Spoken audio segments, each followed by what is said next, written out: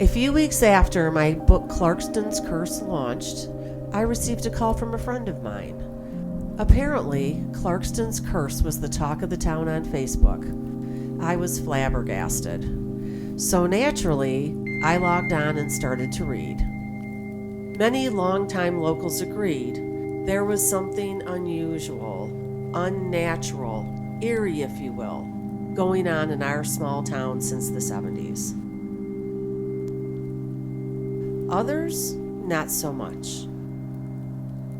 In 1968, my parents purchased 40 acres of property where the Allen Farm once stood. The old man who sold my parents that 40 acres said the original home had burned to the ground.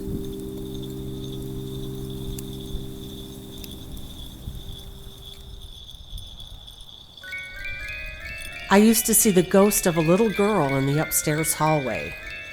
I can remember vividly feeling someone breathing on my neck when I sat at the kitchen table.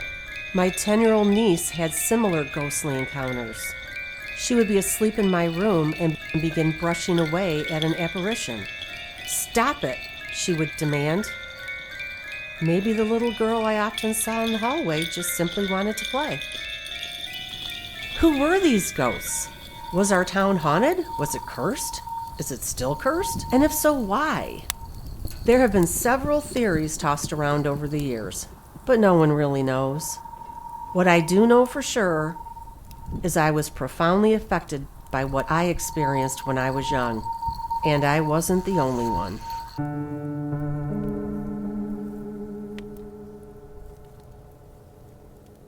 I would have to say Enos Church is probably Clarkston's most famous spirit. He served as our township supervisor in the 1850s. Carol Eberhardt actually lived in Enos's house in 2013, and she believes he still roams that house. She said he would open closed doors even when they were locked, and the only way she could get him to stop was to yell. Another resident, Tom Braun, also had a run-in with Enos Church. Tom and 3 others were leaving the Masonic Temple when he heard a voice call out his name. When turning around to reply, he saw a man in a long coat and hat enter the building, right through the brick wall.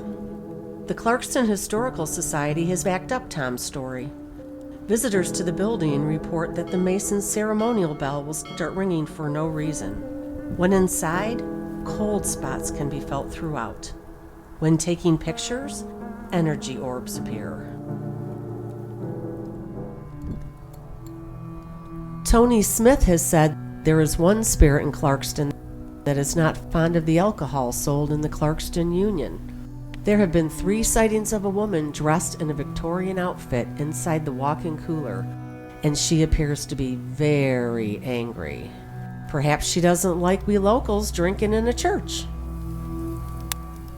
And then there is Chip Travis.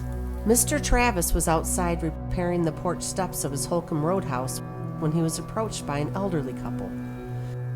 The woman told Mr. Travis a story about the tree that stood in his front yard and how she used to play on it until tragedy struck. Sarah, one of the 3 children who resided in the home, died unexpectedly. The neighborhood children would peek through the window and see the grieving family still setting a place at the table for the dead child, thus branding it the scary house.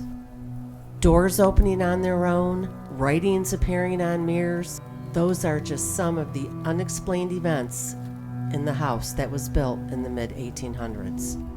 George Eliot and his wife moved into the home in 1917, and they had experiences of their own.